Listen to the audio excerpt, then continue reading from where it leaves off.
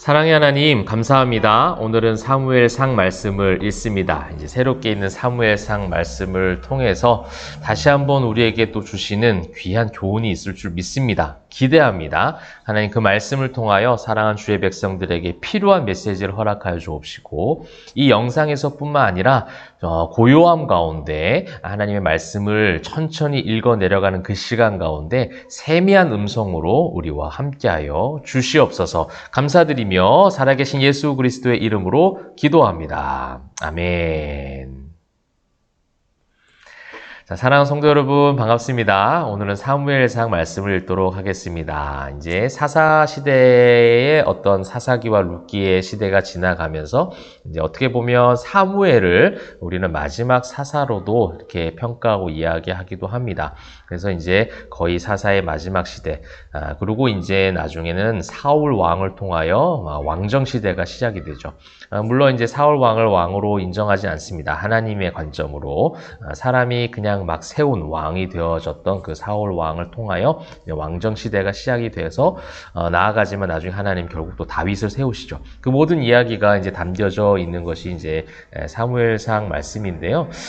이제 사무엘상 말씀은 이제 처음 1, 2, 3장을 읽으면서 이제 1장에는 한나가 아들이 없어서 괴로워하면서 굉장히 열심히 하나님 앞에 자신의 심정을 토로하고 기도를 합니다. 또 그러한 기도를 통하여 하나님을 경험하게 되죠. 그리고 하나님께서 그 기도에 응답하시어서 사무엘을 낳도록 합니다. 사무엘이라는 이름 자체가 하나님이 들으셨다라는 거예요.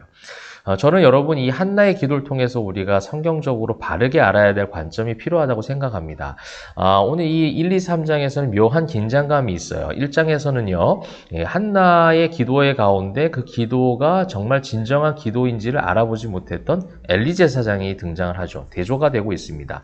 한나가 막 하나님 앞에 기도합니다. 성경에 보게 되어지면요. 13절에 나오죠. 한나가 속으로 말하며 입술만 움직이고 음성은 들리지 아니하므로. 그러니까 입술만 막 움직이는데 그렇게 이제 소리는 들리지 않아요. 그러니까 엘리가 볼 때는 술에 취했다고 생각하는 거예요. 그러니까 하나님의 앞에 엄청나게 그 심정을 토로하는 한나의 마음을 전혀 공감하지 못하고 있고 또한 기도했다라고 생각을 하지 못할 정도로 기도가 부르짖음이 죽어있던 시대였다라는 거예요. 여러분 사사기 말씀을 통해서 우리가 살펴보지 않았습니까? 구원자 공식들이 점점점 하나씩 그 추락하는 나선형으로 하나씩 사라지잖아요. 그렇죠? 구원자를 세워주셨다라는 그 문구도 사라지기 시작하였고 그 핍박을 당하고 박해를 당할 때 또 어려움을 당할 때에 하나님 앞에 이스라엘 백성들이 부르짖었다는 표현도 점점 사라지죠. 아마 이 사무엘 시대 가운데서도 이 부르짖음이 사라져가고 있던 시대였던 것으로 보여져요. 그래서 이 부르짖는 것을 보고 술 취했다고 착각하는 거죠. 알지 못해요. 하나님 앞에 기도하는 것이 무엇인지를 알지 못하는 거예요. 근데 한나는 하나님 앞에 철저하게 그 심정을 그냥 그 모든 것을 토로하고 있습니다. 15절에 보시게 되면 나의 마음이 슬픈 여자라 포도주나 독주를 마신 것이 아니라 여호와 앞에 내 심정 통한 것뿐이다. 이것이 하나님을 제대로 인식하고 있던 한나의 기도의 모습이었다라는 거예요. 그냥 하나님 앞에 주십시오라고 하는 아들이 없어서 정말 마음이 괴로워서 하는 기도의 표면적 모습이긴 하지만 그의 기도의 중심 가운데는 나의 이 심정을 주님께 모든 것을 다 보여드리고 토로하는 시간이었다라는 거예요.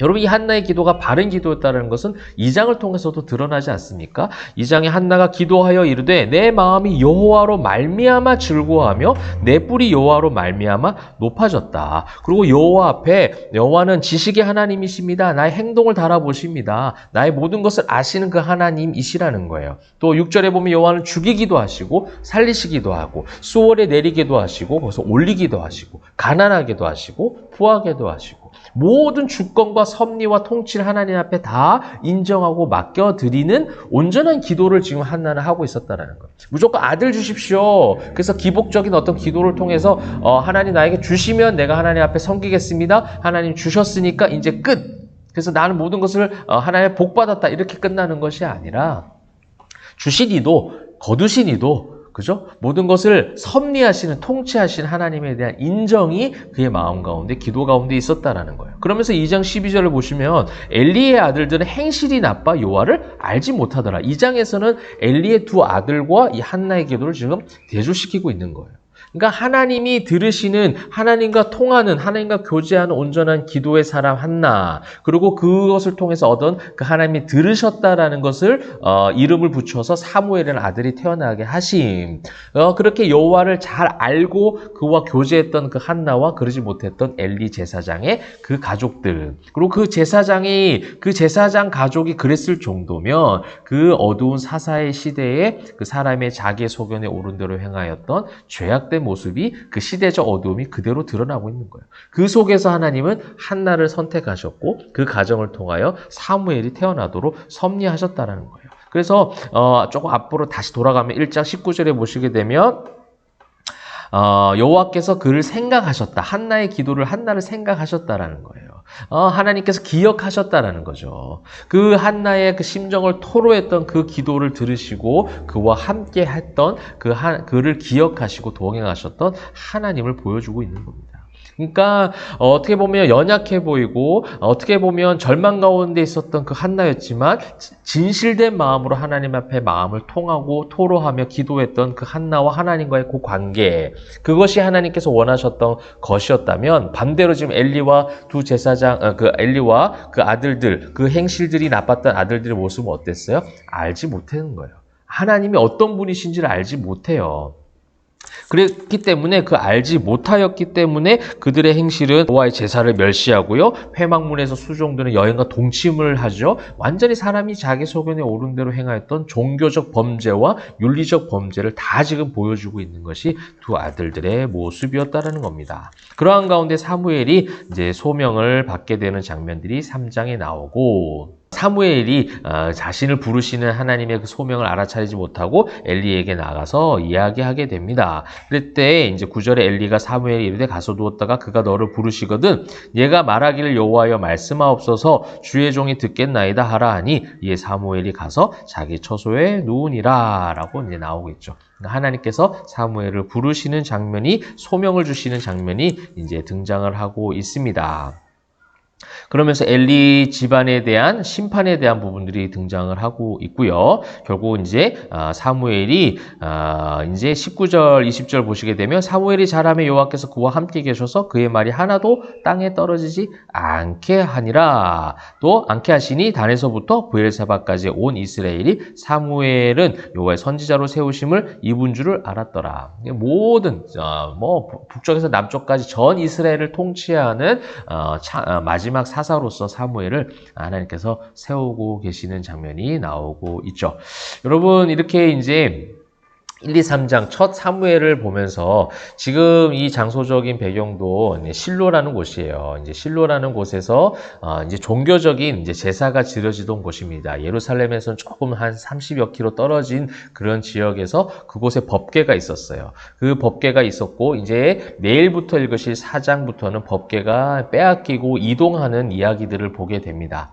이것은 지금 사무엘에는요, 사람이 자기 소견에 옳은 대로 하나님의 말씀과 율법이 다 무너져 있던 그런 사사기의 어두운 시대에서 이제 빛된 사무엘을 통하여 하나님께서 회복시키시는데, 그 사무엘이라는 그 사람의 어떠한 역량을 통하여 그 사람 때문에 이 시대가 바뀌는 것이 아니라 사무엘이라는 사람을 세우시면서 지금 한나와 하나님과의 바른 관계, 그리고 실로라는 장소를 통하여 그 법궤가 존재했던 장소, 그 다음에 이제 4장부터 법궤가 계속해서 이동하는 것을 보면서 그 하나님의 말씀이 다시 한번 회복되어져야 함을 하나님은 사무엘상을 통해서 가르쳐 주시는 겁니다. 즉, 사람이 자기 소견에 옳은 대로 행하지 않기 위해서는 무엇이 필요한 거예요? 하나님의 규례와 법도와 말씀들이 필요하다는 거예요. 저와 여러분이 지금 매일 말씀을 묵상하는 것이 바로 그 이유 아니겠습니까? 내 기준이 전혀 정확하지 않기 때문에, 나의 기준은 늘 흔들리기 때문에 흔들리지 않는 절대적 기준인 하나님의 말씀을 보고자 하는 거예요. 그 하나님의 말씀을 통해서 하나님의 통치하심을 인정하고 그 섭리를 높여드리고 그것을 신뢰할 때에 사람이 자기 소견에 옳은 대로 행하는 것이 아니라 하나님이 원하시는 삶을 살아가게 되는 것이라는 겁니다. 자, 그래서 오늘 이 사무엘상 말씀을 다시 한번 우리가 오늘 묵상하고 읽을 때에 그 하나님의 말씀이 우리 안에 다시 한번 회복되면 좋겠어요. 말씀이 회복될 때에 여호와를 아는 지식이 생겨납니다. 오늘 엘리와 두 아들이 그러지 못했어요. 알지 못했어요. 하나님이 어떻게 역사하시는지, 어떻게 하나님과 교제하는지도 전혀 알지 못했던 그 엘리 제사장의 모습들, 그 가족들의 모습, 그것이 이스라엘 민족들의 모습이었다면 하나님을 잘 알고 기도했던 한나, 그 하나님의 기도에 응답하심으로 태어난 그 사무엘, 그 다음에 그 사무엘이 이스라엘 전역을 다스리면서 그 말씀을 중심으로 말씀을 통하여 그렇게 나아가는 말씀과 기도의 두 가지 축을 가지고 이제 사무엘이 이스라엘 백성들을 일으켜 세우는 회복하는 장면을 우리가 보게 되어집니다. 사랑하는 성도 여러분, 이 회복이 이 말씀을 통한 진정한 회복이 하나님과의 온전한 교제로 하나님과의 관계 회복으로 이어지길 바라고요. 그것을 통해서 여러분들의 심정이 통하게 되어지는, 여러분의 심정을 하나님 앞에 내어놓을 때에 하나님께서 그것을 기억하시고 생각하셨더라. 이것이 한나에게만 주신 은혜가 아니라 우리 전부에게 주시는 은혜가 되기를 소원하고 축복합니다. 기도하겠습니다. 사랑과 은혜가 풍성하신 하나님, 하나님의 은혜가 필요한 우리 사랑하는 주의 백성들, 오늘도 말씀을 기대하며 읽습니다. 그 말씀을 읽을 때에 사무엘상에서 사무엘 말씀을 통해서 주시는 온전한 하나님과의 관계 회복과 또한 말씀을 통하여 우리가 그것이 기준이 되어져서 새롭게 나아갈 때에 하나님이 원하시는 온전한 교회와 가정과 성도들의 삶의 회복이 일어날 수 있도록 인도하여 주시옵소서. 믿고 감사드리며 올려드릴 때에 살아계신 예수 그리스도의 이름으로 기도합니다. 아멘.